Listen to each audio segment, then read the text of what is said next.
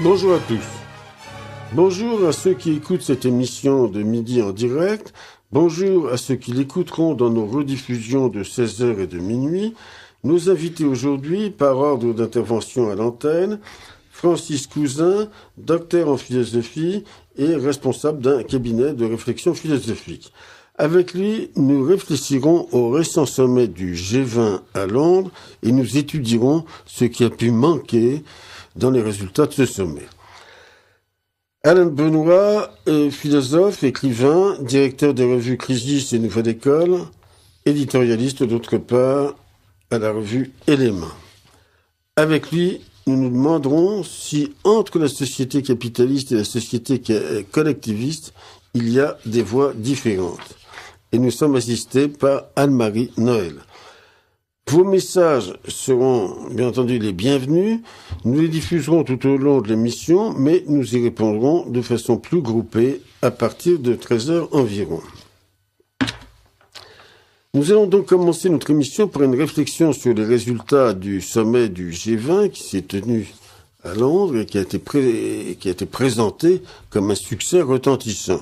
Avec nous pour cela, Francis Cousin, donc docteur en philosophie et responsable d'un cabinet de philo-analyse. Première question. Pour éclairer le problème pour nos auditeurs, pourquoi parle-t-on maintenant de G20 alors qu'il y a quelques années, on parlait seulement de G7 ? Alors, bon, en préalable, je pense qu'il faut poser la question de la fonction qu'a ce type de sommet. Bon, G7, G20, c'est bien évidemment parce qu'il y a eu une extension de ce que l'on pourrait appeler les figurants et les partenaires. Il y a deux types de regards sur ce type de moment. Il y a le regard économique traditionnel. Qu'est-ce que l'économie ? C'est la gestion du système de production. Et puis il y a le regard que je dirais critique, le regard radical, le regard ontologique, le regard philosophique. C'est pour ça qu'il y a une approche philosophique de ce moment économique. Quelle a été la fonction de ce G20 ? Ça a été d'abord une fonction illusoire dans la société du spectacle marchand, c'est-à-dire que ce qui est important dans le G20, ce n'est pas tant ce qu'il dit, ce qu'il indique, ce qu'il désigne, que ce qu'il dissimule, que ce qu'il opacifie et ce qu'il refoule. Le G20 a donc été, dans le cadre de la gigantesque crise actuelle, qui est à la fois une crise de surproduction matérielle et une crise de surproduction financière, un moment où le gouvernement du spectacle mondial est venu dire aux populations « Nous vous aimons, ce système est pour vous, et nous allons trouver des solutions pour que ce système qui rencontre des difficultés soit en situation de les surmonter ». Alors, surmonter les difficultés, du point de vue d'un regard économique, c'est possible, c'est pas possible, ça implique des régulations de type étatique, ça implique des dérégulations de type monétarienne. Ça, c'est le discours interne à l'économie, c'est le discours interne à la falsification que les pouvoirs qui sont présents au G20 organisent. Et puis, il y a le regard critique sur la signification profonde de ce qu'est le G20 derrière ce que le G20 dissimule. Alors, la crise... Avant que nous portions un jugement critique sur cette réunion du G20, et je voudrais rappeler quelques décisions qui ont été prises et sur lesquelles vous me donnerez votre avis, n'est-ce pas ? Je cite au hasard la réinjection de 1100 milliards par le FMI dans l'économie mondiale au profit des pays en voie de développement, un contrôle plus grand des fonds d'investissement spéculatifs, l'obligation faite aux banques de s'appuyer essentiellement sur leurs fonds propres, limiter l'utilisation des bonus à la rémunération des performances réelles, lutter contre les paradis fiscaux. Lesquelles de ces mesures vous semblent-elles les plus importantes ? Alors, du point de vue de la réalité profonde, toutes ces mesures sont d'une insignifiance totale. Par contre, il y a la mise en spectacle des mesures. Alors, on a deux mesures spectaculaires, c'est les paradis fiscaux. La première, les paradis fiscaux. Les paradis fiscaux dans lesquels on nommait le gigantesque réseau interne à la City, comme par hasard. Le réseau interne à la City, qui est un gigantesque vivier de paradis fiscaux que tout le monde connaît, mais que personne ne désigne jamais. Donc ça, c'est la première mesure. C'est-à-dire qu'on va effectivement faire la chasse aux paradis fiscaux. La deuxième mesure, c'est on va effectivement essayer de restreindre le niveau d'envolée délirante de la rémunération des chefs d'entreprise. Bon, ça aussi, c'est une fictivité totale. Mais on a le cœur de ce que vous venez de signifier et qui nous fait parvenir au centre de l'imposture, qui est celui de la réinjection financière. La réinjection financière, c'est le pompiste fou qui arrose le brasier avec effectivement des surcroîts infinis de surcroît d'essence. Ce qu'il faut bien comprendre, c'est que quand aujourd'hui on vous dit on réinjecte, que fait-on? On ouvre un appareil télématique, informatique, et on crée une ligne. Cette ligne, que représente-t-elle? En réalité, elle ne représente rien. Elle représente un factice sur du factice. Et donc, c'est là où il faut en arriver. Alors, je vais pas parler trop longtemps, je vais laisser aussi la parole à Alain de Benoît, on y reviendra. Mais ce qu'il faut bien comprendre, c'est que on a une structure fondamentale de l'économie mondiale depuis des siècles. C'est-à-dire que cette économie mondiale de l'avoir, de la vente, de la marchandise, qui s'est mise en marche au Moyen-Âge, elle avait commencé déjà dans l'Antiquité, elle avait été freinée par les invasions germaniques qui nous avaient fait repartir sur des modes communautaires plus anciens. Disons que l'apothéose marchande aujourd'hui de Wall Street, elle est née dans la renaissance italienne des civilisations marchandes décentes du XIIIe et du XIVe siècle. On est aujourd'hui au point d'apothéose sublime de cette gigantesque démesure, et c'est là où il faut un regard philosophique sur ce qu'est l'économie. Le regard économique sur l'économie ne nous donne pas la solution, c'est le regard philosophique des compréhensions internes de ce qu'est la démesure de la marchandise qui nous permet de comprendre. La marchandise, l'économie, c'est le devenir de l'illimité de la marchandise qui s'empare du monde, qui dévore le monde et qui produit pour sa propre fin. Aujourd'hui, le système de production ne produit pas pour les besoins humains. Les besoins humains ne l'intéressent qu'en tant qu'il les colonise. Le système de production produit pour la vente, pour le marché. Et quand il a commencé, il ne s'arrête plus. Alors, je vais vous demander, Francis Cousin, est-il possible de réduire certaines habitudes perverses du capitalisme, comme les subprimes, les hausses très fortes aux États-Unis des taux d'intérêt des prêts immobiliers, ou la titrisation, ces créances qu'on se repasse de banque en banque et qui deviennent comme des titres. Alors, Alain de Benoît voulait faire une remarque à je voulais faire une remarque rapide à propos du G20 qui est à mi-chemin entre les questions relativement techniques, précises que vous posez, et la vision plus philosophique et très, très bonne que donne Francis Cousin. Toutes les mesures que vous avez énumérées sont de toute évidence des mesures réformistes. C'est-à-dire qu'elles essayent de rafistoler le système sans le remettre globalement en cause. Et moi, l'interprétation très limitée, là, et c'est pas du tout une perspective philosophique, très limitée que j'ai de ce G20, c'est que la nature des mesures qu'il a arrêtées montre très bien que les participants, les dirigeants mondiaux, les chefs d'État et de gouvernement qui étaient réunis à Londres, n'ont absolument pas pris la mesure de la nature et de l'importance, mais surtout de la nature de cette crise. Parce que il y avait deux interprétations possibles, même dans une aperception des choses relativement modérée. Soit il s'agissait d'une crise conjoncturelle, soit il s'agissait d'une crise structurelle, c'est-à-dire systémique, une crise de sa pertinence logique et de sa dynamique interne. Or, tout montre que nous sommes devant une crise, effectivement, structurelle, d'un système de suraccumulation qui atteint ses limites et qui manifeste ses limites par toute une série de phénomènes pathologiques dont le surendettement, des choses de ce type, ne sont que l'élément déclencheur, si vous voulez. Or, cette pleine mesure n'a pas été prise. Et non seulement elle n'a pas été prise, mais les mêmes dirigeants mondiaux n'ont pas vu que cette crise économique et financière est aussi une crise plus profonde, c'est une crise de civilisation, et je dirais même qu'à certains points de vue, et c'est là où je rejoindrai tout à fait l'interprétation de Francis Cousin, c'est une crise anthropologique, finalement.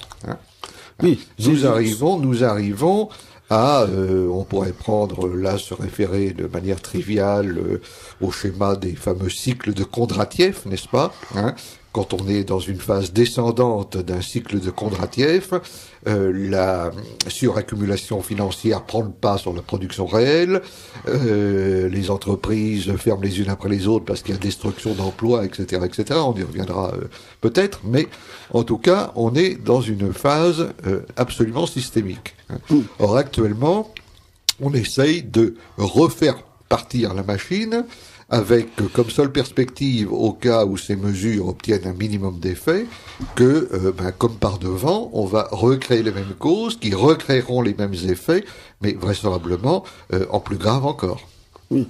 Alors, ce que je voulais demander à Francis Cousin, est-il possible, dans le monde occidental, de légiférer afin que la masse d'argent purement spéculatif se réduise par rapport à la quantité d'argent représentant de la production et du travail réel? Alors je vous réponds non. Il y a quelque chose d'essentiel. On a vu apparaître entre le 19e et le 20e siècle un concept qui est le concept de capitalisme d'État. Le capitalisme d'État est une réalité que nous avons connue dans le capitalisme stalinien archaïque des pays de l'Est. Nous l'avons connu sous une mode keynésienne dans les capitalismes occidentaux, mais ce qu'il faut bien comprendre, c'est que le capitalisme d'État n'est jamais un contrôle par l'État du capital, c'est toujours une absorption de l'État par le capital. Et la politique, dans les rêves politiques, peut imaginer contrôler l'économie, mais dans la réalité, c'est toujours l'économie qui s'assujettit à la politique. C'est une constante historique. Alors aujourd'hui, ce qui est clair, c'est que on ne peut pas comprendre l'imposture du G20 si on ne revient pas quelques instants au structurant des profondeurs de ce qu'est l'économie. Comme je le disais tout à l'heure, l'histoire, on y reviendra peut-être un peu plus tard, elle a connu deux grands temps, parce que bon là on travaille sur quelques dizaines d'années, sur quelques siècles, mais l'histoire humaine, elle a des millénaires. Elle a vécu deux grands temps, elle a vécu le temps de la communauté de l'être, et elle a vécu depuis effectivement 3000 avant Jésus-Christ, le temps de la société de l'avoir. Dans la communauté de l'être, les gens produisaient selon leurs besoins humains. Hier soir, il y avait un très bon film à la télévision, c'est rare, même s'il est un peu hollywoodien, c'était Danse avec les loups. On voyait une société de Sioux, comme l'ont vécu les Germains, les Celtes, il y a très très longtemps. C'est-à-dire, on voyait un groupe humain qui produit selon ses besoins, qui ignore la vente et qui ignore cette démesure, cet hubris, ce totalitarisme de la quantité, du calcul et du profit. Ces sociétés-là ignoraient la crise. Il y avait de temps en temps un problème saisonnier qui faisait que tout le monde mangeait moins, mais l'idée de crise telle qu'on la connaît aujourd'hui, avec des milliards d'êtres qui meurent de faim, c'était impossible. Dans la communauté de l'être, c'était impossible. Dans la société de l'avoir, qui est aujourd'hui à son apothéose, tout ce qui est produit a pour objet le profit. Or, on en arrive à votre question sur l'endettement. Le système n'a pour objet que le profit et la vente. Très rapidement, le système qui a face à lui une demande solvable de 100 a une production de 200, de 300, de 400. C'est l'hystérie de l'oubrise. C'est le nomos de la monnaie, le nomos de la folie, le nomos de la démesure. Donc, il anticipe des ventes qui n'existent pas, qui ne peuvent pas se faire et qui ne se feront jamais. Donc, l'endettement est une anticipation chimérique par le crédit de ventes qui pourraient peut-être se faire, mais qui ne se feront jamais. Donc, on en arrive aujourd'hui à cette contradiction explosive par la saturation mondiale du marché confrontée à l'endettement. Le système, il faut bien voir qu'il n'a qu'une seule solution, c'est la déstructuration militaire de la surproduction. Guerre de 14, guerre de 39. Quand on arrive en 1914, le système monde de la marchandise s'est emparé de la totalité de la planète. La saturation des marchés est totale. Première guerre mondiale. Oui, il y a d'autres raisons. Hein, l'économie de l'avoir est bien évidemment rentrée dans les cheminements institutionnels et dynastiques conflictuels de la vieille Europe, mais pour les assujettir. Donc ce qu'il faut bien comprendre, c'est que le cycle aujourd'hui de l'économie monde, c'est crise, guerre, reconstruction, crise, guerre, reconstruction. Et le problème qui se pose aujourd'hui, c'est qu'il y a une conflictualité commerciale et industrielle gigantesque entre l'Europe, les États-Unis et le Japon, comme il y a eu en 14, comme il y a eu en 39. La seule solution pour sortir de la crise, ce n'est pas le G20, le G30, le G48, le G2012, le G de tout ce que vous voulez, c'est la guerre militaire qui restructure l'économie Parce que la guerre est la poursuite du commerce au moment où l'endettement devient impossible à gérer. L'endettement est une démesure qui, à un moment donné, est incapable de faire fonctionner sa propre mesure. Et c'est la guerre. Alors, le problème que l'on a aujourd'hui, c'est qu'on est sorti de la Seconde Guerre mondiale avec une Europe et un Japon vassalisés, non pas simplement industriellement, mais politiquement et culturellement. C'est-à-dire que l'Europe et le Japon n'ont pas aujourd'hui d'autonomie décisionnelle stratégique et politique puisqu'ils sont vassalisés par l'Amérique. Donc la guerre qui devrait avoir lieu entre les États-Unis, le Japon et l'Europe pour repartager les marchés, elle ne se fait pas par des bombardements stratégiques aériens comme on l'a connu en 39-45, elle se fait par des constructions politiques. L'Europe de Bruxelles est une arme américaine pour détruire de l'intérieur l'économie européenne. On détruit la pêche, on détruit l'artisanat, on détruit l'agriculture. C'est-à-dire que Bruxelles est un bombardement stratégique américain sur l'Europe. Et on a effectivement des infiltrations qui ne sont pas des complots, ce sont des immanences à l'économie de l'imposture. C'est-à-dire que tous les états-majors politiques européens aujourd'hui décisionnels sont vassalisés à l'ordre américain, et l'ordre américain, au lieu de faire ce qu'il a fait en 14-18 et en 39-45 par la guerre industrielle ouverte, le fait par la guerre industrielle dissimulée, c'est-à-dire ce que les Grecs appelaient le regard tordu. Qu'est-ce que le regard tordu? C'est justement cet investissement de l'adversaire par l'intérieur, par justement une distorsion, une vampirisation, une déstructuration qui fait que la Troisième Guerre mondiale a commencé, et cette Troisième Guerre mondiale, qui est la seule solution pour le système pour liquider sa surproduction, elle a lieu justement dans ce cadre-là, avec une déstructuration programmée de tout le potentiel européen et aussi japonais. Oui. Alors, je voulais vous demander quand même, quels sont aujourd'hui, en 2009, les modes d'intervention sur le marché mondial qui sont les plus aptes à stabiliser les choses en cas de rebondissement ou d'aggravation de la crise? Alors, il va y avoir rebondissement, nous n'en sommes qu'au début. Nous allons aller vers une gigantesque dévastation. Alors, cette dévastation, pour la comprendre, il faut avoir un regard économique critique qui soit un regard de l'économie, d'au-delà de l'économie. C'est là où la philosophie, et en particulier les grandes lignes de perspective telles qu'on peut les rencontrer chez Hegel, chez Héraclite, chez Parménide, sont décisives. Elles sont décisives parce que il existe une démesure fonctionnelle à l'économie actuelle. L'économie du crédit va tuer le crédit de l'économie. La démesure de la mesure économique va tuer l'économie de la démesure. Nous sommes au bord d'une gigantesque dévastation civilisationnelle, historique, qui nécessite un regard philosophique des profondeurs, parce que ce qui va se passer est effectivement une crise gigantesque, et nous n'en sommes qu'au début, parce que toutes les anticipations frauduleuses de vente, toutes les fonctions spectaculaires chimériques que le système de la marchandise a mis en marche sont en train de se retourner contre elles-mêmes. C'est ce moment décisif de l'auto-invalidation dialectique. Le système est en train de produire sa propre auto-négation dévastatrice. Il se retourne contre lui-même. Et aujourd'hui, qu'est-ce qu'un homme politique? C'est quelqu'un qui ne peut rien faire. Qu'est-ce qu'un homme économique? C'est un homme qui ne peut rien faire. Pourquoi? Parce qu'aucune technique de gestion ne peut contrôler la démesure historique, la démesure radicale du système de la démesure. Et la société de l'avoir, qui est cette société de la démesure, est en train de produire le degré ultime de sa décadence. C'est pour ça, nous en reparlerons tout à l'heure, que se pose enfin la grande question philosophique, la grande question existentielle. Pouvons-nous retrouver une communauté de l'être qui échappe à la dictature du quantitatif et à la dictature de la folie des démesures de l'économie? Oui. Alors, qu'est-ce que vous auriez voulu ajouter, Francis Cousin, en ce qui concerne ce problème des crises internationales et des remèdes à leur apporter?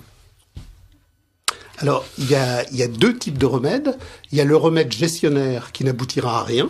C'est-à-dire qu'aujourd'hui, il n'existe pas une seule crise, qu'elle soit industrielle, commerciale, écologique, culturelle, de quelque nature qu'elle soit, qui puisse être réglée par une gestion, par une politique, par une administration. Nous allons vers la crise absolue de l'administration politique et de la gestion économique.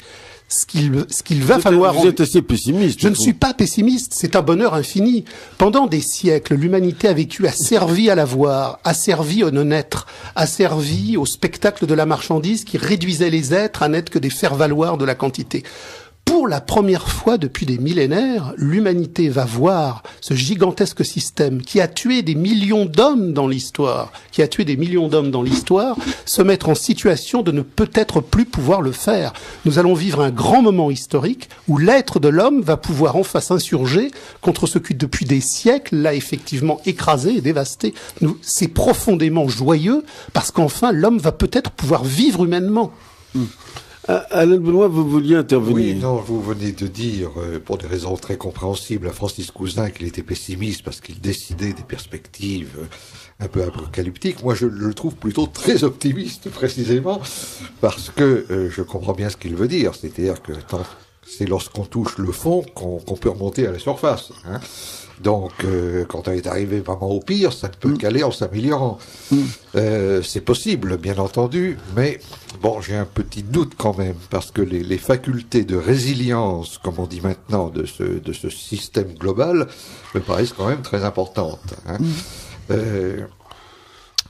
Mais en même temps, je suis bien convaincu qu'il n'y a pas de solution à court terme et que nous allons continuer à nous enfoncer dans le sillon de cette démesure, de cette hybris qui n'est finalement que l'exacerbation absolue du règne de l'économie dans la réalité, mais aussi dans les têtes. Hein, puisque nous sommes maintenant habitués à raisonner selon les termes du calculable, du performant, du quantitatif, etc.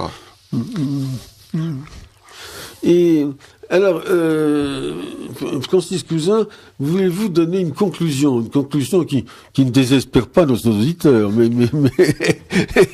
une conclusion. La conclusion, je vais la faire en partie avec la spécificité de mon cabinet. Je reçois dans ce cabinet des tas de gens qui vont mal. Je reçois des tas de gens qui ont en eux une traversée de mal-être. Pourquoi y a-t-il une traversée de mal-être ? Il n'y a pas une traversée de mal-être parce qu'ils sont nuls, parce qu'ils sont pas beaux, parce qu'ils n'ont pas su s'adapter au monde de la performance et au monde du factice. Ils vont mal parce qu'il y a en eux une richesse humaine que la dictature du quantitatif n'arrive pas à écraser. Quelqu'un qui va mal, c'est quelqu'un qui finalement n'a pas pu encore être totalement colonisé par le factice du monde. Et ces gens qui viennent prouvent bien que derrière ces millions d'êtres, sous l'emprise du médicament, sous l'emprise de la psychologie, sous l'emprise de la psychanalyse, qui veulent restructurer leur ordre psychique pour les rendre adaptables au monde de la servitude, il y a une richesse humaine. Et cette richesse humaine aujourd'hui, elle doit comprendre que le monde qui est en train de s'effondrer, c'est le monde qui l'écrase. Et que les êtres peuvent revenir à autre chose. Je cite souvent un passage que j'aime beaucoup parce que je suis un lecteur attentif de César. César, dans la guerre des Gaules, il l'écrit en 53 avant Jésus-Christ. Lorsqu'il arrive sur le Rhin, nous dit, mais c'est étonnant, contrairement aux Celtes, contrairement aux Romains, les Germains vivent en communauté. Il n'y a pas de vente, il n'y a pas de propriété, il n'y a pas de chefferie.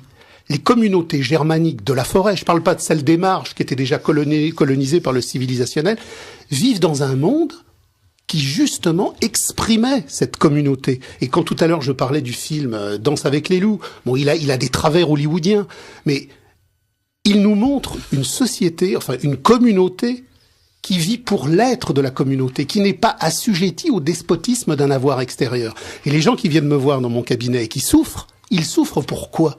Ils souffrent pas parce qu'il y a simplement un rapport d'identité au père, à la mère, au grand-père. Bien sûr, tout ça existe. Mais ils vivent parce que la société du despotisme de l'avoir, qui les condamne à l'image, qui les condamne au faux, à la concurrence et au spectacle, fait souffrir leur richesse de l'intériorité. Ça veut donc bien dire que ce monde, malgré tous les discours qu'il propose en nous disant « je suis indépassable, il y aura toujours du pouvoir, de l'économie, de la servitude », ce monde la ment, puisque la richesse des êtres au fond d'eux-mêmes dit le contraire. Ils veulent autre chose. Ils veulent autre chose. Alors sur ce point d'ailleurs, j'ai en tête le passage de César auquel vous faisiez allusion. Il est tout à fait intéressant, bien entendu, et vous en tirez une très bonne leçon. il ne décrit pas un monde sans pouvoir. Il décrit un monde sans la domination de l'avoir. Mais le pouvoir existe, et le passage où il dit par exemple qu'on oblige un petit peu les gens de ne pas trop s'attacher à une propriété pour que ça circule de façon à ce que la communauté s'y retrouve, implique évidemment une autorité suffisante pour procéder, ou faire procéder parfois un petit peu de force à cette circulation. C'est une petite remarque en passant. Vous écoutez actuellement sur Radio Courtoisie le Libre Journal de François de Sainte-Marie, assisté par Anne-Marie Noël. Les invités de ce Libre Journal sont Francis Cousin, docteur en philosophie et responsable d'un cabinet de réflexion philosophique, et Alain de Benoît, philosophe, écrivain et directeur des revues Crisis et Nouvelle École. Merci Francis Cousin pour vos analyses très pointues, avec lequel on peut certes avoir des désaccords, mais enfin donc qui amènent des éléments intéressants de réflexion. Et alors, pouvez-vous indiquer le email où l'on peut suivre votre réflexion? Vous avez une... C'est-à-dire qu'il y a une petite devanture Internet, c'est-à-dire un site Internet qui permet aux gens de contacter le cabinet. Donc, vous faites simplement Google, vous tapez philo-analyse.com et vous tombez. C'est comme quand les gens disent je tombe amoureux ou je tombe enceinte. Ça m'a toujours fait extrêmement drôle. Non, vous ne tomberez pas. Vous montrez. Donc, vous montrez sur le site à répétez-le. philo-analyse.com. Très bien. Et je crois que vous avez apporté aussi un ouvrage de collectif. Cet ouvrage signé l'International s'appelle « Critique de la société de l'indistinction » aux éditions Révolution sociale. L'indistinction, pourquoi ? Alors, l'indistinction, c'est ce qui résulte de la dictature de l'équivalent général, de la dictature de la marchandise, puisque la marchandise ne peut s'imposer qu'en tant qu'elle est l'équivalence de toutes les équivalences possibles. Donc, la société traditionnelle, la communauté de l'être, est une société de signification, de distinction, de hiérarchie, de désignation. La société de la marchandise est une société d'indistinction, puisque tout doit se fondre dans la marchandise, plus rien n'existe, il n'y a plus de beau, il n'y a plus de laid, il n'y a plus d'hommes, il n'y a plus de femmes, il n'y a plus de haut, il n'y a plus de bas. C'est le grand magma de la dictature démocratique du marché qui tue tout. Donc comprendre l'imposture régnante de la marchandise, c'est saisir en quoi elle est production d'une indistinction universelle. Alors nous allons maintenant voir les premiers messages, lentement. Oui. D'une auditrice, puisque l'on veut fermer les paradis fiscaux, où vont pouvoir cacher leur argent ceux qui ont le pouvoir ? Oui, ça on ne va pas donner des recettes. Je crois qu'ils n'auront pas trop de mal. D'une auditrice encore, il ne suffit pas de nous abreuver de belles théories et d'analyses. Donnez-nous des exemples concrets parce que nous crevons.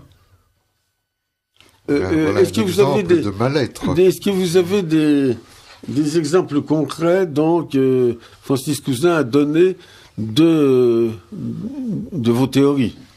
Alors, d'une part, ce ne sont pas des théories. Ce qu'il faut bien voir, alors le dressage social que l'empire de la marchandise a mis en marche depuis des siècles nous a fait ignorer d'où nous venons. Tout à l'heure, avec Alain de Benoît, nous parlions du texte de César. Il y a les textes de Tacite, il y a les textes de Strabon, mais il y a surtout l'archéologie. L'archéologie est un livre ouvert. Et quand nous mettons en marche des investigations archéologiques sur des sites qui sont extrêmement vastes et complexes, nous avons une terre qui nous parle. C'est-à-dire que nous savons que pendant des siècles, pendant des millénaires, l'humanité a ignoré la société de l'avoir et elle a vécu dans la communauté de l'être. Comme le disait Alain de Benoît, il y avait bien évidemment un pouvoir, puisque la communauté de l'être doit avoir le pouvoir de demeurer la communauté de l'être. Mais ce pouvoir ne se séparait pas. Et je prends souvent aussi un autre exemple que vos auditeurs ont probablement bien dans la tête, puisque diverses émissions en ont parlé sur Radio Courtoisie. C'est le problème d'Arminius et de la bataille de Teutobourg. Tout le monde connaît Arminius, la bataille de Teutobourg, la grande bataille où les peuples germaniques écrasent les légions romaines de Varus. Ce qu'il faut voir, c'est que le jour où Arminius, cette victoire lui monte à la tête, et qu'il veut imposer un pouvoir séparé aux communautés germaniques, que fait-on sur le terrain? Les communautés germaniques lui disent: Arminius, on veut bien se battre contre les Romains, tu nous as apporté ta capacité stratégique, mais si tu veux devenir le chef et instaurer un pouvoir définitif, on tue Arminius. Donc, alors, d'une part, si vous voulez, il faut bien comprendre que toute cette histoire, et par rapport à la dame qui posait cette question, chacun d'entre nous a connu et connaît à la campagne ce que l'on appelle les communaux. Qu'est-ce que c'est que les communaux? Les communaux, c'est précisément le dernier vestige à la fois territorial et linguistique de cette antériorité communautaire. Pendant des siècles, la paysannerie occidentale, les paysans français avaient des communaux qui résistaient à l'emprise de l'avoir et où l'on mettait le bétail à paître communautairement. La France a connu la guerre des Demoiselles en 1880 dans les Pyrénées, avec des insurrections paysannes pour défendre les communaux. C'est-à-dire que cette idée que l'être doit vivre en communauté de l'être, c'est pas une invention intellectuelle d'Héraclite ou de Parménide. C'est l'inconscient et le conscient collectif de toute notre histoire. Alors bien évidemment, aujourd'hui, dans les galeries marchandes de l'individu atomisé et seul, ça paraît absolument fou. Mais c'est notre histoire. Et cette histoire dont on a voulu nous déposséder, il faut la restaurer. Les Chouans ne se sont pas insurgés simplement pour des problèmes dynastiques ou religieux immatériels. Les Chouans se sont insurgés parce qu'ils avaient des communautés paysannes ancrées dans le sol, dans l'histoire et dans l'âme, et que quand les pathos républicains des villes voulaient imposer la dictature de l'avoir sur leur communauté de paroisse, ils s'insurgeaient pour défendre leur vivre ensemble. Ils s'insurgeaient pas pour Artois. Oui, cette réponse est très intéressante. Et alors, autre... Oui, j'ai un long message, une analyse de la crise financière. Il commence par dire: il n'y a pas de crise financière. Ce n'est pas une crise financière, c'est un formidable coup de bourse, une opération de prise d'intérêt à échelle planétaire. C'est le fonctionnement parfaitement normal des mécanismes mis en place par les réseaux de gros investisseurs initiés à l'encontre de l'immense piétaille des petits épargnants, rien d'autre. L'explication par la prétendue affaire des subprimes est une formidable blague qui fera rigoler tout le monde dans 10 ans, quand on se sera finalement rendu compte que ce n'est certainement pas la perte marginale sur un secteur marginal de l'immobilier social américain qui a pu causer de tels flux de grosses finances. C'est grosso modo la même arnaque que l'affaire du Crédit Lyonnais il y a 20 ans, mais à l'échelle globale de toutes les banques. Et comme dans l'affaire susdite, les incendies accidentels des stocks d'archives vont se multiplier un peu partout. Merci de vos commentaires. Vous avez l'un ou l'autre quelque chose à dire à ce sujet, au sujet de ce message? Je pense que ce message est intéressant parce que, quelle que soit la manière dont il exprime les choses, l'auditeur a très bien compris que derrière le spectacle des subprimes, il y avait justement une dévastation de système. C'est-à-dire que ce qu'il faut bien voir, c'est que tous les systèmes politiques et économiques, de l'ultra-gauche à l'ultra-droite, font du problème économique un problème de gestion. Être politique, c'est préparer une équipe, c'est préparer un projet, c'est préparer une solution pour résoudre. Or, il n'y a pas de solution économique à la crise de l'économie, et c'est ce que le regard philosophique critique nous dit, parce que ce qui fonde l'économie, c'est une démesure fonctionnelle qui n'est pas maîtrisable. Ce n'est jamais l'homme qui détient l'argent, c'est l'argent qui détient l'homme. Et cet argent qui détient l'homme a une telle démesure dans son expansion mondiale qu'elle crée quelque chose d'incontrôlable qui pose la dévastation des vies individuelles, la dévastation des peuples, la dévastation des entités collectives.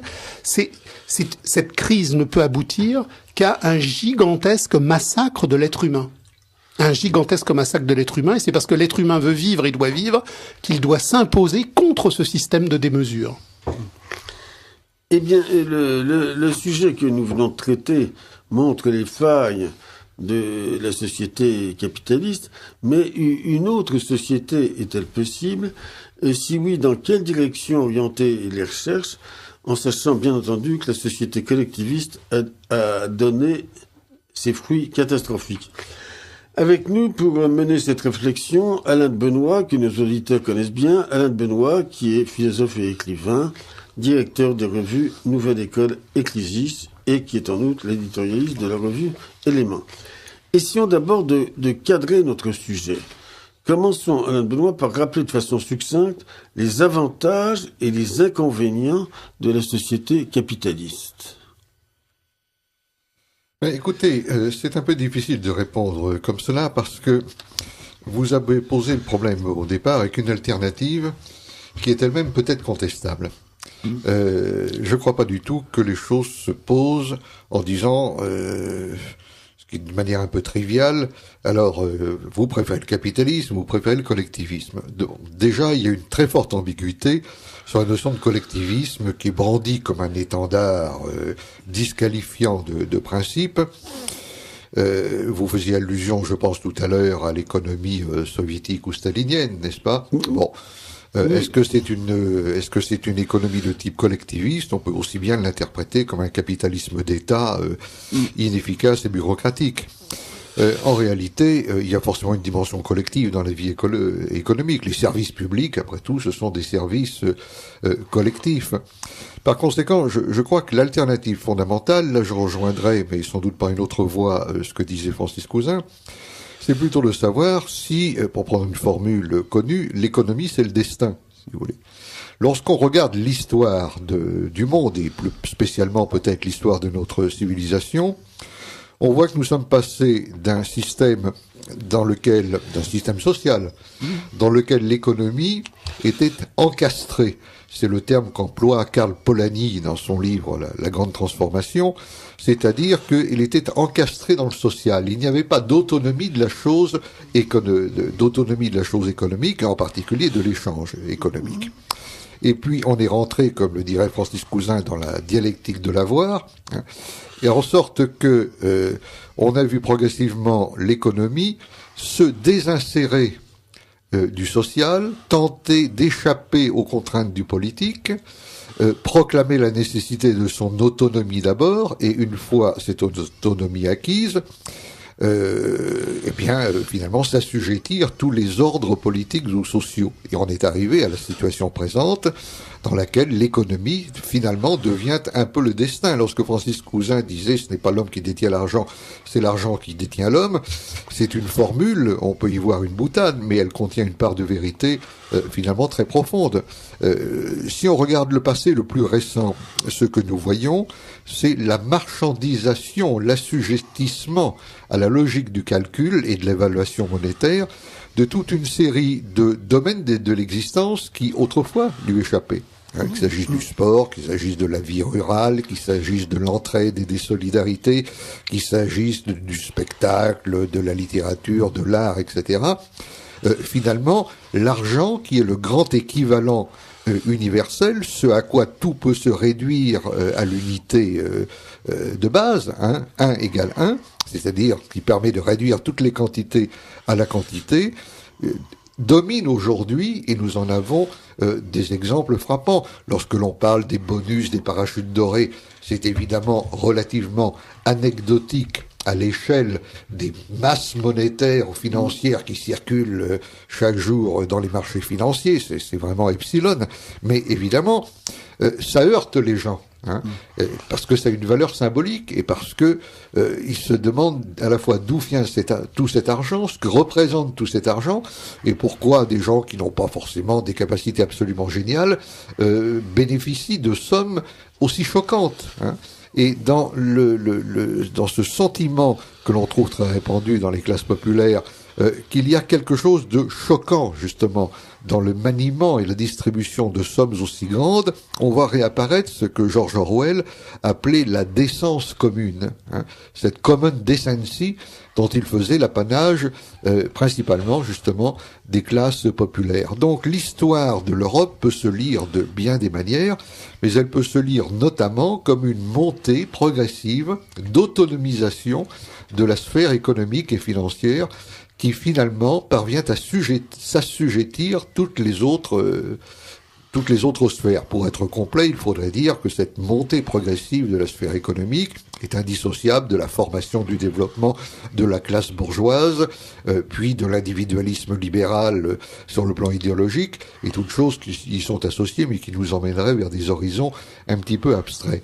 Donc, la grande question, pour revenir là dans les choses très concrètes, la grande question qui se pose aujourd'hui, c'est pas tellement de dire est-ce que le capitalisme permet ceci, ne permet pas cela, c'est est-ce que nous pouvons nous décoloniser l'esprit, l'imaginaire symbolique en particulier, pour sortir de ce que Guénon appelait le règne de la quantité, qui est finalement le règne où toutes les valeurs sont réduites à la seule valeur marchande, à la seule valeur d'échange.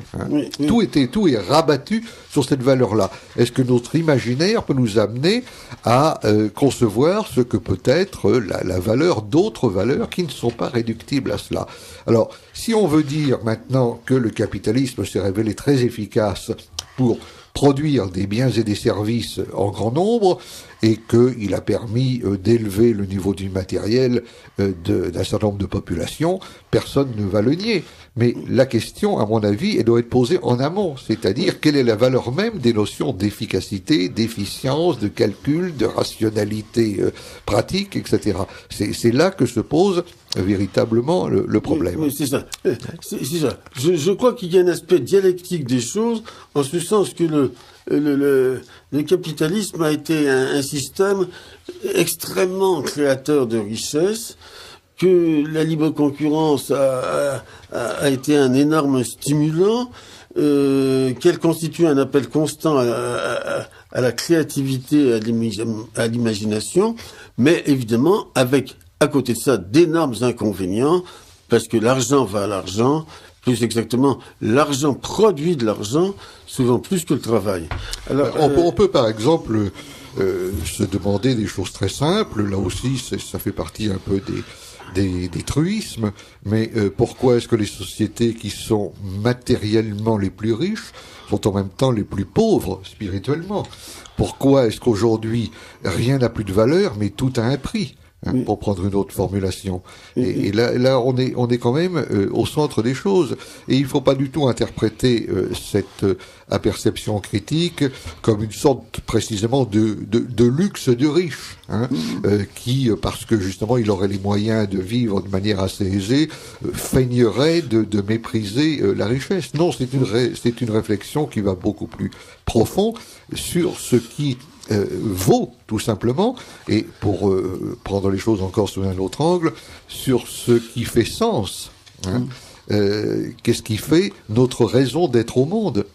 Quel sens est-ce que nous sommes capables de donner à notre existence? Je crois que tout individu qui est doté d'un minimum de réflexion se pose un jour ou l'autre ce type de questions qu'on appelle, à tort ou à raison, les questions ultimes.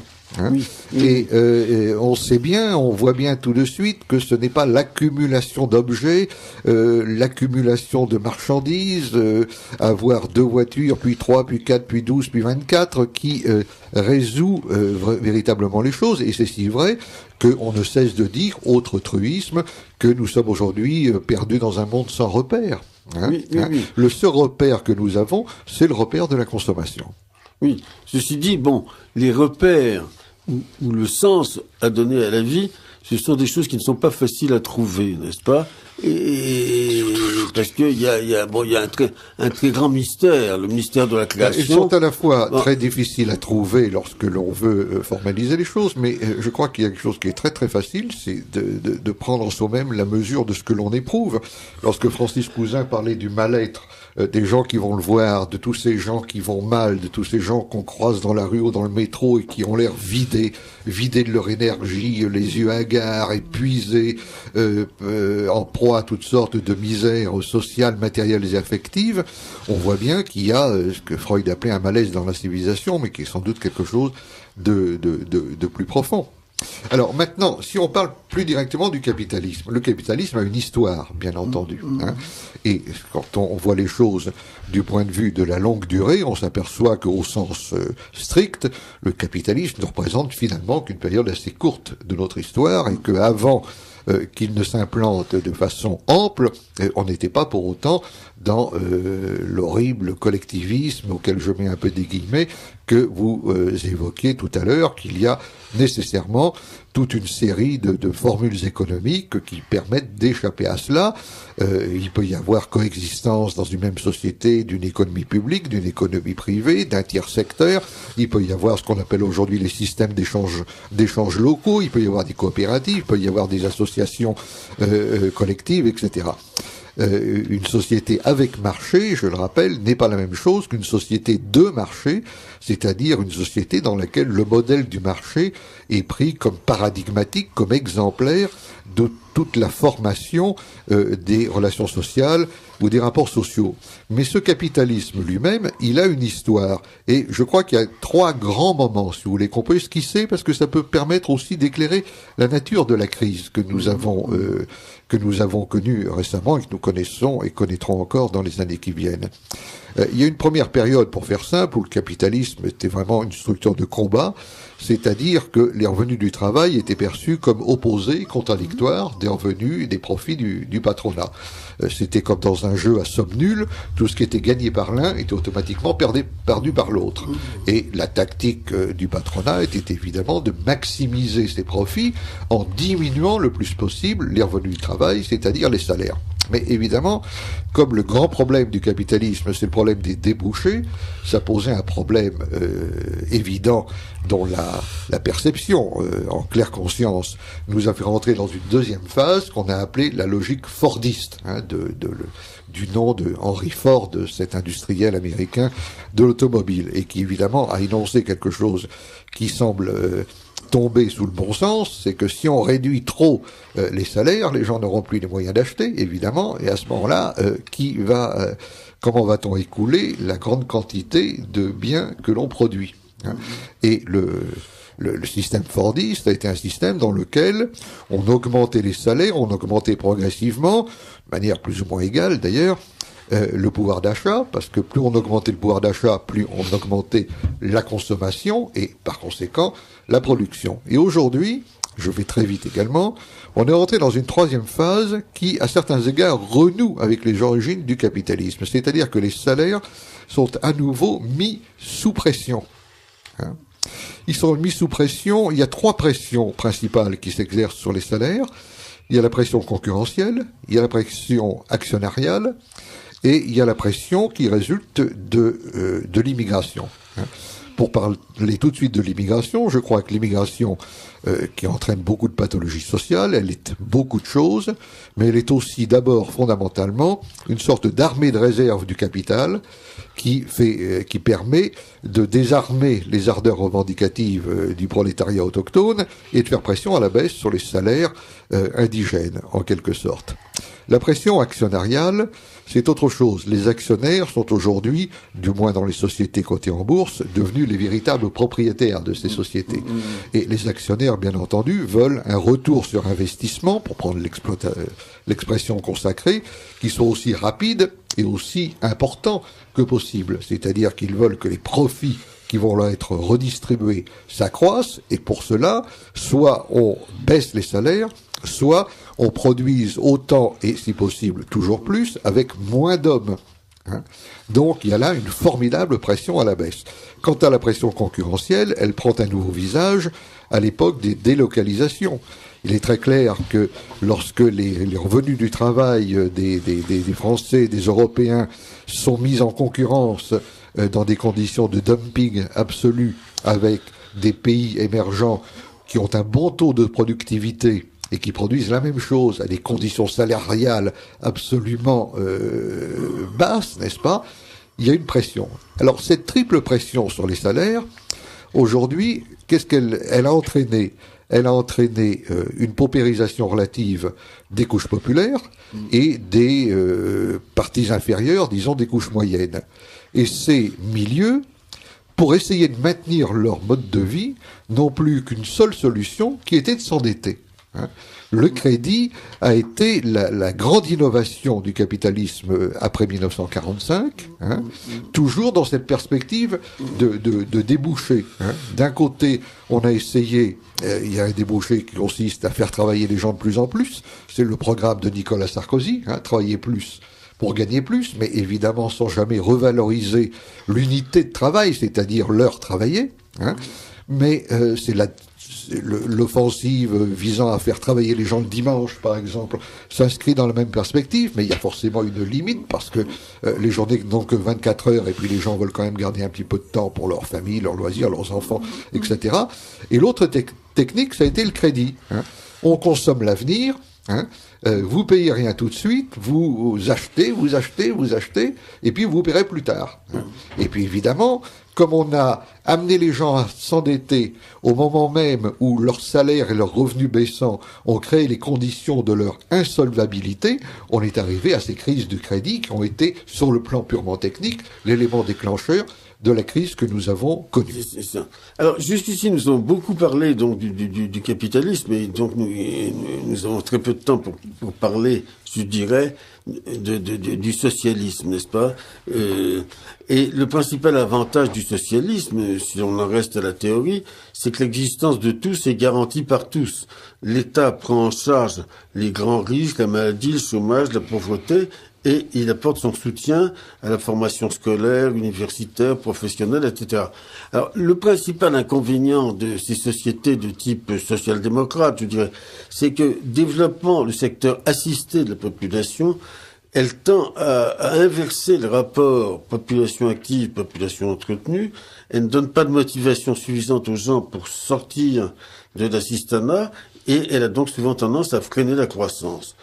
Donnant d'autre part souvent trop de place au contrôle, autorisation préalable, à la direction autoritaire et planificatrice des choses, elle freine les initiatives, limite l'esprit d'entreprise et réduit la souplesse du marché. Alors, maintenant, je voudrais justement en venir aux solutions externes, enfin, à ces deux systèmes. Sur le plan historique, des doctrines se sont fait jour au XIXe siècle, au début du XXe siècle, pour sortir de ce dilemme, capitalisme ou socialisme. Je citerai pêle-mêle Proudhon, Frédéric Leplay, Latour du Pin, Albert Demain. Ces derniers ont développé une doctrine sociale d'inspiration chrétienne en insistant beaucoup sur les structures corporatives. Il ne faut pas oublier non plus, je veux dire, la doctrine sociale de l'Église, illustrée au XIXe siècle par l'encyclique Rerum Novarum et au XXe par l'encyclique Quadragesimo Anno. Peut-on s'appuyer sur les auteurs cités ou sur les encycliques que j'ai nommées pour partir à la recherche de modèles sociaux nouveaux? Je crois que les auteurs que vous avez cités sont des auteurs tout à fait intéressants dans l'histoire des idées. Ils ont pu jouer à la marge un rôle positif, mais leurs propositions s'inscrivent dans un cadre qui n'est plus du tout celui dans lequel nous sommes aujourd'hui.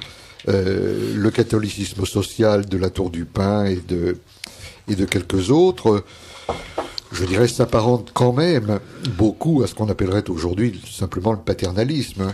C'était l'accent mis dans une perspective chrétienne sur le fait que les ouvriers étaient des personnes, que les patrons ne devaient pas être quand même trop méchants avec eux, mais il n'y avait aucune recherche d'intervention sur les structures mêmes de l'économie. Quant au mot socialisme, il est un pavillon qui a recouvert tant de marchandises diverses que je crois qu'il faudrait se lancer dans une étude très longue pour s'apercevoir qu'évidemment le socialisme n'est pas le même selon Sorel, selon Proudhon, selon Hilferding, selon Marx et que sais-je encore.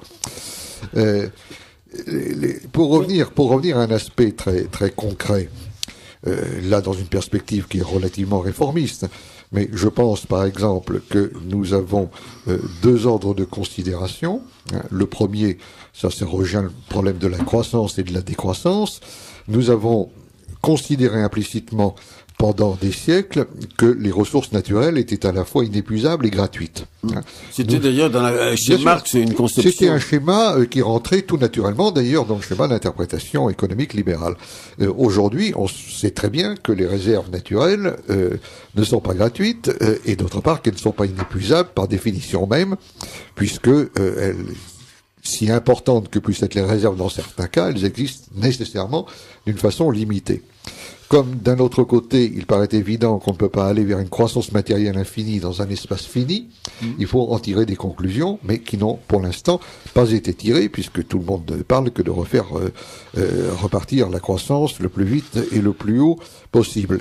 Le deuxième point sur lequel je voudrais attirer l'attention, c'est qu'en raison même de ces structures tenant à ce que les économistes appellent les externalités négatives, mais qui sont parfois tout simplement la prise en compte des coûts écologiques qui vont aujourd'hui devenir le plus important, je crois qu'il y a une direction dans laquelle il serait bon de s'orienter, c'est la relocalisation de la production, qui ne résout certainement pas tous les problèmes, mais qui permet de rompre avec des situations absurdes où, par exemple, des moules pêchés au large de la Norvège sont envoyés au Maroc pour être vidés avant d'être commercialisés en Pologne, n'est-ce pas ? Je pense qu'il faut relocaliser le plus possible, à la fois l'épargne, la production, dans une perspective qui rejoint ce qu'évoquait Francis Cousin en parlant de produire pour satisfaire ses besoins, n'est-ce pas ? On s'est habitué à des luxes qui sont en fait des gadgets, de pouvoir manger des fraises, des framboises et des kiwis toute l'année, au lieu de se contenter des fruits de saison. Je pense que un retour non pas du tout à une misère volontaire, mais à un minimum de frugalité, sera de toute façon une obligation dans les années qui viennent. Oui. Alors, Francis Cousin voulait ajouter un mot. Un tout petit mot, je ne sais pas si on a encore du temps, non ? Il y a des messages des auditeurs auxquels nous allons venir, mais j'avais encore une question à poser à Alain de Benoît, mais voilà. Oui, non, je voulais demander à Alain de Benoît, maintenant, dans ces années 2000, nous avons toutes ces expériences, elles sont quand même très pleines d'informations, des expériences que nous avons derrière nous, des expériences fascistes, communistes, capitalistes, social-démocrates, etc. Nous avons vu les résultats de ces expériences, certaines ont été catastrophiques, d'accord, mais à partir de ces informations que nous avons aujourd'hui, vers quelle voie nouvelle la recherche sociale et la philosophie politique pourraient-elles s'orienter ? Écoutez, moi je ne fais pas du tout profession de lire l'avenir. Je crois que l'histoire est fondamentalement ouverte, même si tout n'est pas toujours possible. Mais ce qui me paraît certain, et c'est surtout cela peut-être qu'il faut retenir, là aussi je rejoindrai dans une large mesure ce que disait Francis Cousin, je pense que nous commençons à approcher du terme d'un vaste cycle, si vous voulez, qui est celui que nous avons essayé, tant bien que mal, de dessiner au cours de cette émission, de façon nécessairement rapide, et par conséquent imparfaite. Ce que Francis Cousin appelle l'entrée dans la dialectique de l'avoir, ce que j'ai appelé moi-même l'autonomisation croissante de l'économie. Aujourd'hui, nous sommes entrés dans une phase qui est véritablement mondiale. Une des caractéristiques de la crise financière que nous connaissons aujourd'hui, c'est qu'elle est la première crise véritablement mondiale. On avait dit la même chose pour la crise de 1929, mais en réalité, la crise de 29 était quand même largement circonscrite aux États-Unis et à l'Europe. Là, nous sommes dans la pleine globalisation, dans la pleine mondialisation, qui a notamment pour conséquence qu'une grave crise régionale s'exporte immédiatement à la totalité de la planète. Et c'est la raison, notamment, pour laquelle cette crise de l'automne 2008, qui est apparue aux États-Unis, a infecté quasi immédiatement les marchés financiers japonais, mondiaux, etc. La globalisation, entre beaucoup de ses caractéristiques, elle implique en quelque sorte l'abolition de l'espace et du temps. Tout se déroule en temps zéro, que ce soit l'information, que ce soit la transmission quasiment instantanée des capitaux financiers qui circulent d'un bout à l'autre de la planète quasi instantanément. Ça équivaut à une sorte d'abolition de l'espace et du temps, ce qui, là aussi, a un certain nombre de conséquences anthropologiques.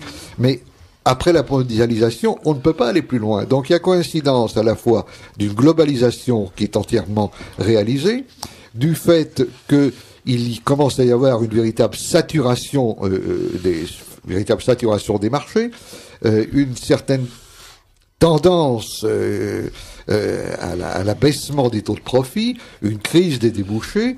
Donc on est véritablement dans une perspective de très grande crise. Alors, dans cette perspective-là, se retourner vers le passé pour dire, bon, il y a telle expérience qui a mieux marché, et puis plutôt que telle autre, je crois que ça soit très très limité en réalité. Je ne sais pas ce que Francis Cousin en pense, mais on est d'ores et déjà dans un au-delà de ce type de considération. Vous voulez dire un mot, une minute? Alors, un mot, une minute. Ce qu'il faut bien voir, c'est que nous n'avons jamais été ailleurs que sur le terrain du capitalisme privé ou du capitalisme d'État, la dictature de l'avoir. Le bolchevisme, c'est du capitalisme d'État. Le nouveau parti anticapitaliste de Besancenot, qui est une imposture de l'extrême gauche du capital, c'est du capitalisme. C'est-à-dire que tous ceux qui parlent d'une manière critique du capital sont des variantes de gauche du capital pour organiser justement une maintenance du capital. La révolution bolchevique en 1918 est une révolution capitaliste d'État qui a été comme telle dénoncée par les groupes radicaux de l'époque. Et quand le bolchevisme fusillait des millions d'ouvriers en grève, massacrait la commune de Kronstadt, c'était la dynamique du capitalisme d'État qui d'ailleurs était directement financée par la haute banque américaine. Donc l'idée qu'un jour, il y a eu des expériences non capitalistes est effectivement un leurre. Il y a des variations dans les modes de gestion, capitalisme privé, capitalisme d'État, capitalisme concentré, capitalisme dilué. Le capital, dans sa dictature et dans sa vampirisation mondiale, use de techniques diverses, variées, complémentaires, contradictoires. Mais nous n'avons jamais eu, depuis des siècles, que la dictature du capital, et Moscou était un des lieux de l'empire de la marchandise. Je reconnais au passage dans les propos de mon voisin l'écho sympathique d'ailleurs des thèses de Bordiga. Mais ça nous entraînerait beaucoup trop loin d'étudier cet auteur. Par contre, si je peux juste dire une chose tout à l'heure, nous avons parlé des origines du capitalisme. Bien souvent, et certainement beaucoup d'auditeurs, ont cet imaginaire de la Robinsonade. Un jour, sur une île, un monsieur propose un morteau, un autre propose un coquillage, et on pratique l'échange. Il y a une complémentarité, il y a un mutualisme. L'histoire du capitalisme est inventée et écrite comme une Robinsonade. Mais l'histoire du capitalisme, elle naît sous Henri VIII, avec des millions de paysans massacrés, marqués au fer rouge, parce que l'on crée par les enclosures la dynamique des workshouse. C'est-à-dire que les paysans n'ont pas dit un jour « Oh tiens, je vais quitter ma terre pour aller dans une usine ». Il n'y avait aucune joie à quitter la terre pour aller dans une usine 14 heures par jour. On a militairement, dans le sang, les larmes et la violence, forcé des millions de paysans à qui on enclôturait les champs et qui allaient donc mourir de faim. On les a contraints à partir dans les usines. L'histoire de la naissance du capitalisme n'a rien à voir avec les mirages du libéralisme de l'écriture. De même d'ailleurs que le système du troc n'est pas du tout l'ébauche du système de l'échange marchand. Vous écoutez actuellement sur Radio Courtoisie le libre journal de François de Sainte-Marie, assisté par Anne-Marie Noël. Les invités de ce journal sont Alain de Benoît, philosophe, écrivain et directeur des revues Crésis et la Nouvelle École, et Francis Cousin, docteur en philosophie et responsable d'un cabinet de réflexion philosophique.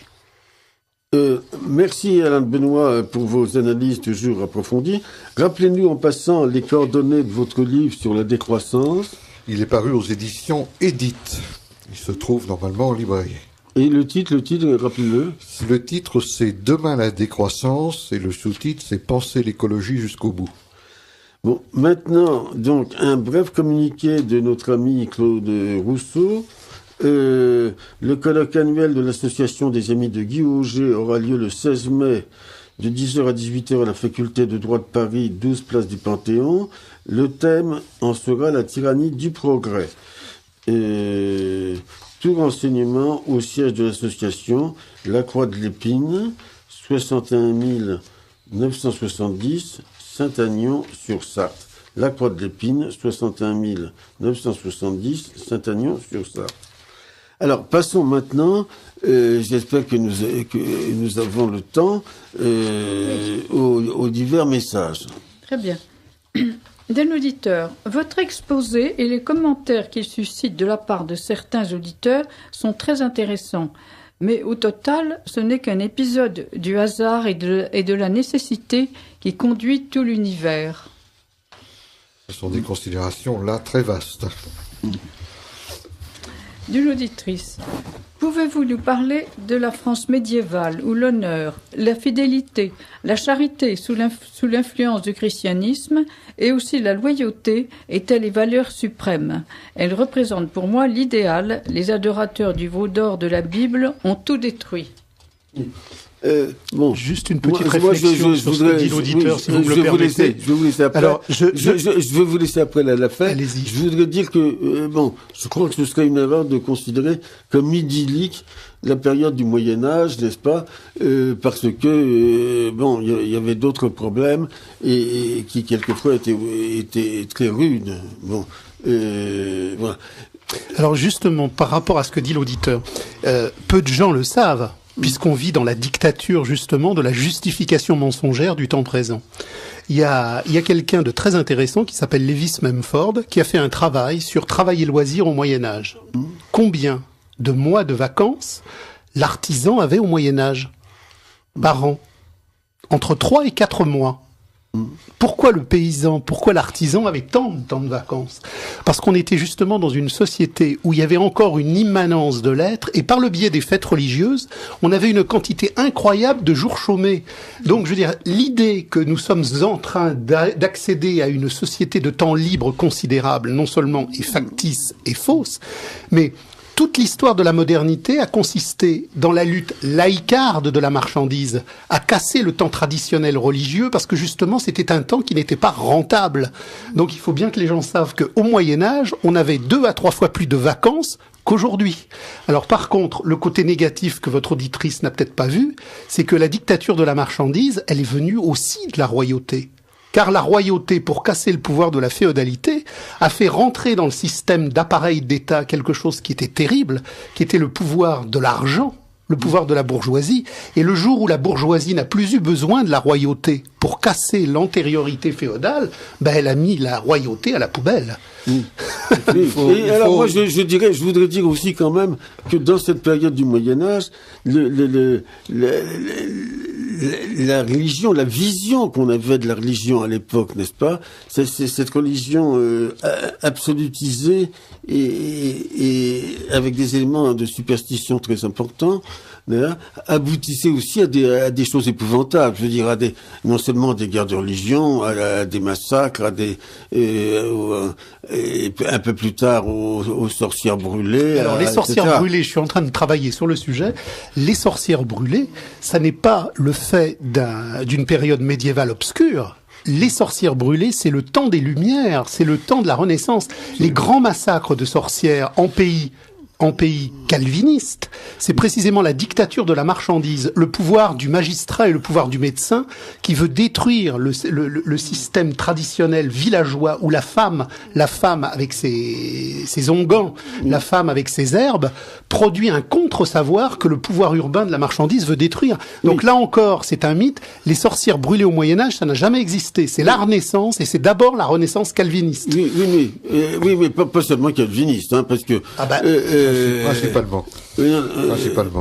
Mais Le Quand message... François Ier arrivait à Pavie, on lui faisait faire le tour de la ville. Il fallait d'abord qu'il aille voir les 4 ou 5 bûchers où brûlaient des protestants, n'est-ce pas? Bon, tout ça, ça fait partie oui, mais c'est déjà plus le Moyen-Âge. Oui, Cela dit... Mais c'est pas une société idyllique. Non, il n'y a pas de société idyllique. Elle est moins atroce. Il y en a qui sont sans doute préférables à d'autres, ça c'est bien certain, mais c'est une tendance assez courante d'idéaliser telle ou telle période que nous aimons pour telle ou telle raison, en faisant bon marché de ses côtés négatifs. Cela dit, il y a des choses très très attachantes dans le Moyen-Âge, en particulier le fait que beaucoup de rapports humains suppléaient à l'échange marchand et n'étaient pas monétisés. L'une des grandes raisons pour lesquelles le pouvoir central s'est étendu, ça a été la volonté des princes et des rois de pouvoir soumettre à l'impôt et à la monétisation des échanges sociaux qui jusque-là y échappaient totalement. Le livre de Lewis Mumford que citait Francis Cousin est un livre tout à fait intéressant. On pourrait, dans un esprit voisin, parler des travaux qui ont été faits sur les sociétés primitives, où on a pu montrer de façon très convaincante que, contrairement à ce que une vulgate un peu commune, je pense notamment aux travaux de Marshall Salins, même dans la préhistoire ou la proto-histoire, le temps que consacrait au travail, à la nécessité de se nourrir, etc., les êtres humains, était une quantité de travail, une durée absolument dérisoire, n'est-ce pas? On n'a jamais tant travaillé que dans ce qu'on appelle aujourd'hui, bien à tort, la civilisation des loisirs. Et autre message d'un auditeur. Monsieur Cousin aura du mal à persuader les esprits modernes de la nécessité de la distinction, qui est précisément un produit de la discrimination. Seule une catastrophe nous ramenant aux archaïsmes fondamentaux y parviendra. Oui, elle est en train d'arriver. Voilà. Autre message d'un auditeur. Il n'y a pas de retour en arrière possible. Il y a une flèche du temps. Alors, je serai d'accord avec la première partie et pas avec la seconde. Il n'y a pas de retour en arrière. Il peut y avoir un recours au regard que nous portons rétrospectivement sur un certain nombre d'expériences passées pour en tirer des leçons actualisables. Mais il n'y a pas de retour en arrière. Comme disait Nietzsche, on ne ramène pas les Grecs. Ouais, ça ne nous interdit pas de nous intéresser aux Grecs, bien entendu. Maintenant, dire qu'il y a une flèche linéaire, là, je ne suis pas du tout d'accord. Je pense qu'il y a un nombre infini de flèches, si l'on veut absolument utiliser ce terme, c'est-à-dire que l'histoire n'est jamais écrite par avance. Elle obéit à des contournements, à une diversité de possibles, comme une balle peut toujours rouler dans différentes directions. Croire à une nécessité historique globale qui obligatoirement entraînerait tous les peuples de la planète dans la même direction en les faisant traverser successivement les mêmes stades du même développement, je crois que c'est une vue totalement datée et qui ne correspond pas du tout à la réalité. Un auditeur précise que c'est sous le règne de Henri IV qu'on a brûlé le plus de sorcières en France. Oui, on a moins brûlé en France qu'en Suisse, en Allemagne et aux Pays-Bas. Oui, et je crois que sous Louis XIV, il y en a eu aussi beaucoup de brûlés. Il y en a eu encore aux États-Unis au XIXe siècle. Hein. D'un auditeur. La droite radicale avec Drummond et Barrès, et plus tard avec le socialisme national, a été franchement anticapitaliste et antibourgeoise. C'est pour cela d'ailleurs que la gauche et le Parti communiste ont pris comme cible principale le fascisme. Oui, je vois pas très bien. Attendez, ce qu'il veut dire là. Si, l'auditeur rappelle que l'anticapitalisme était, au XIXe siècle notamment, largement réparti entre la droite et la gauche, ce qui est une vérité historique tout à fait évidente. Le ralliement massif de la droite au système capitaliste est un trait relativement récent, hein, qui est concomitant de la montée de la bourgeoisie, hein, car la grande caractéristique commune des aristocraties ou de ce qu'il en restait et des classes populaires, c'était justement leur hostilité au système de la quantité. Oui, c'est juste.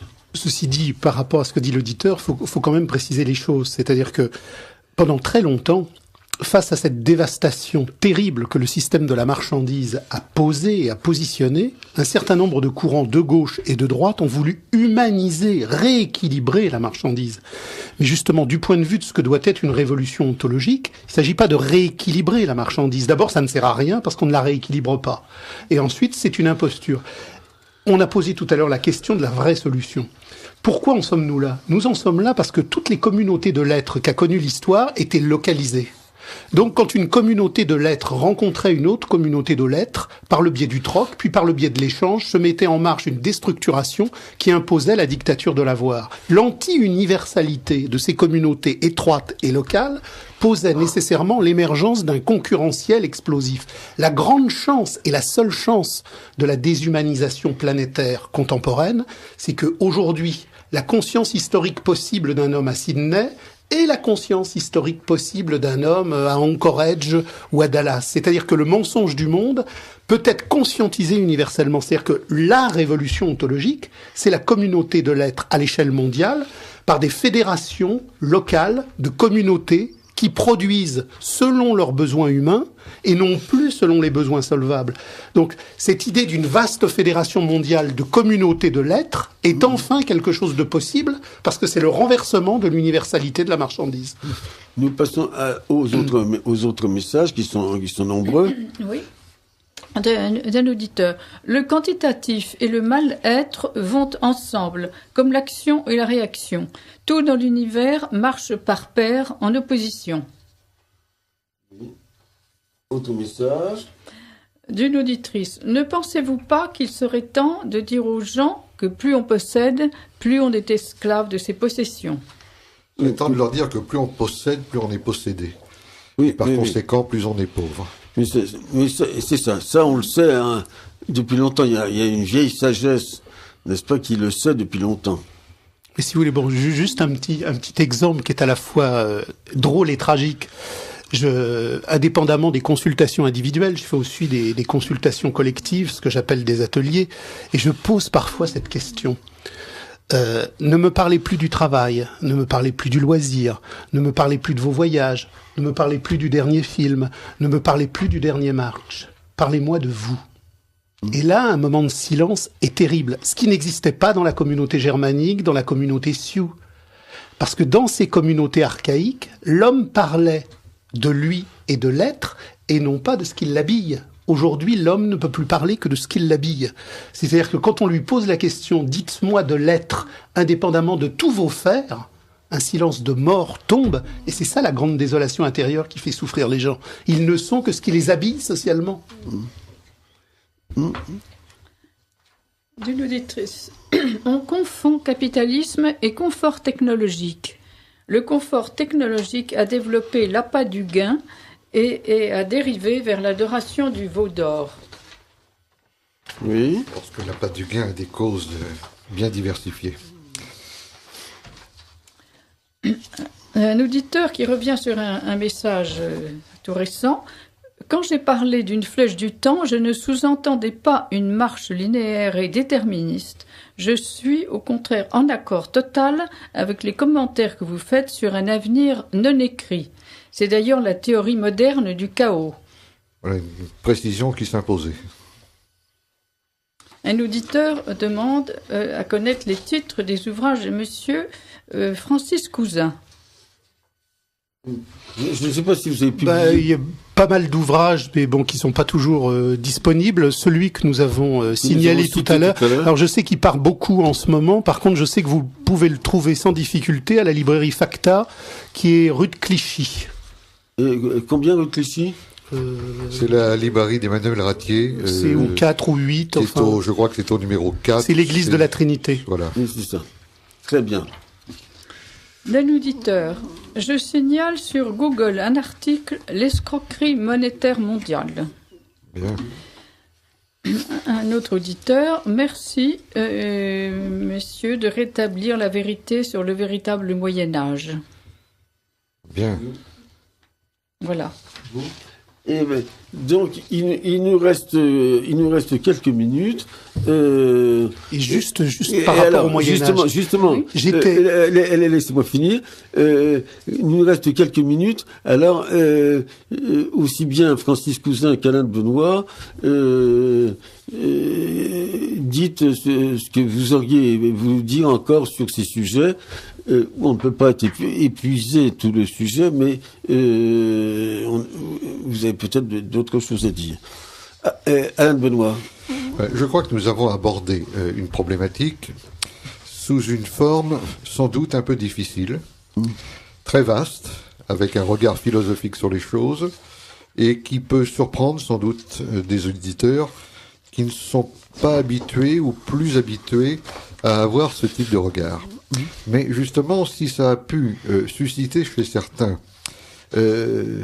le sentiment que l'on pouvait aborder les choses autrement que par le petit trou de la lorgnette, c'est-à-dire par l'actualité, toutes les petites choses, tous les habillages spectaculaires que nous voyons chaque jour dans la presse ou à la télévision, si ça a pu inciter les gens à prendre un peu de recul pour regarder d'une manière radicalement critique ce qui a été notre histoire et ce vers quoi elle est susceptible d'aller, je crois que cette émission n'aura pas été inutile. Deux petits mots très courts. J'étais, il n'y a pas très longtemps, à la station Place d'Italie.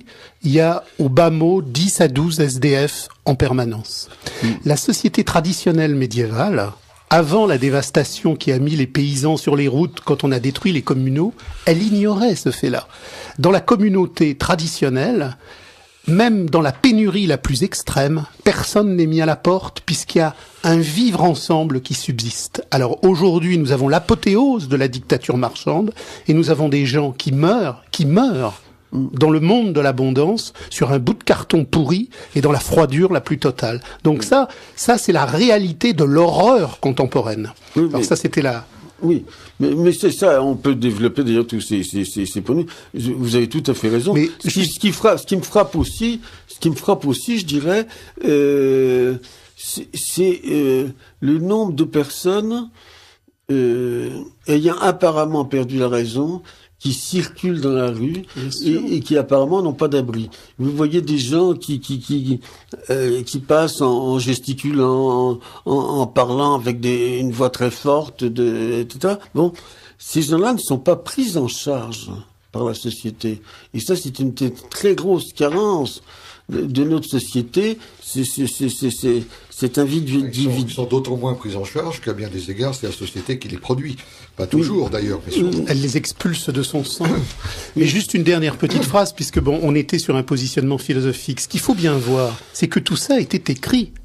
Quand Héraclite, au IVe siècle avant Jésus-Christ, dans ses fragments, nous dit que la dynamique de l'avoir et que la dynamique des honneurs est un asservissement terrible et qu'il va produire la dévastation, tout était écrit au sens où, quand au IVe siècle, la dialectique civilisationnelle de l'avoir s'est mise en marche, elle avait déjà en elle tout le contenu d'horreur, l'horreur de la paix, l'horreur de la guerre. Toutes ces dévastations qui écrasent l'homme sont contenues dans l'avoir. C'est pour ça qu'il faut revenir à ce comprendre radical de l'ontologie. Nous ne pourrons vivre humainement que dans un espace humain, et nous ne pourrons vivre dans un espace humain que si le cœur du vivre est l'être de l'humain, et donc pas l'être de l'avoir. Tout est là. Tout le reste, ce sera des recompositions de l'avoir qui seront des illusions et qui ne régleront rien. Oui, le problème, c'est de savoir si dans la société de l'absurde, on peut trouver des voies, non pas des voies individuelles, mais des voies où ceux qui... Je crois très profondément que les voies se dévoilent lorsque l'absurde, justement, atteint son apogée. Car on ne l'a peut-être pas dit suffisamment à propos du capitalisme,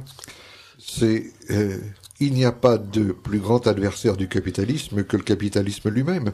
C'est-à-dire qu'il est voué, je dirais, destinalement à créer les conditions même de son impossibilité et de sa disparition. C'est en cela que c'est à la fois rassurant et très intéressant. Et je dirais, n'est-ce pas, même si ça peut avoir une tonalité je dirais une tonalité chrétienne, pourquoi pas, n'est-ce pas? Je dirais que il y a des valeurs aussi à rétablir qui sont les valeurs de compassion, n'est-ce pas? De compassion. Il y a une chose essentielle qui annonce la mort de l'avoir. C'est que malgré toutes les dévastations que la tyrannie de l'avoir a mises en marche, il subsiste au sein de chacun d'entre nous, écrasé, semi-écrasé, enfoui, semi-enfoui, une aspiration à être, et à être dans le jouir de l'authentique, et non pas dans le factice. Même l'individu le plus abruti a encore en lui, au fond de sa tripe, quelque chose qui dit « je voudrais autre chose ». C'est-à-dire, le capital et l'avoir ont tout domestiqué, sauf cette aspiration qui demeure non maîtrisable. Vous parliez très justement de la compassion, et la compassion n'est elle-même qu'une conséquence, je dirais, naturelle du contact, tout simplement. Là où vous avez des liens sociaux organiques puissants, là où les gens sont au contact les uns des autres dans le vivre ensemble, la compassion pour ceux qui sont victimes de tel ou tel événement est tout à fait naturelle. Tandis que dans une société qui est à la fois une société de masse et une société d'individus qui n'ont plus rien à se dire ni à communiquer, c'est l'indifférence qui est la règle, et on se défait de la compassion dans une sorte de démarche renouvelée des dames patronesses en disant c'est le Restos du Cœur ou l'État qui va prendre tout ça en charge. Eh bien, je crois que notre émission est maintenant terminée. Nous remercions très vivement les auditeurs d'avoir bien voulu la suivre. Nous remercions chaleureusement nos invités d'être venus à notre studio. Bon, il y a des messages qui arrivent, mais nous ne pourrons pas malheureusement les passer. Peut-être que nous pourrons l'évoquer dans notre prochaine émission. Nos invités étaient aujourd'hui Alain de Benoît, philosophe, écrivain, directeur des revues Crisis et Nouvelle École, éditorialiste de la revue Éléments, Francis Cousin, docteur en philosophie et responsable d'un cabinet de réflexion philosophique, et nous étions assistés par Anne-Marie Noël. Notre prochaine émission aura lieu le mercredi 20 mai. À tous, nous disons à très très bientôt.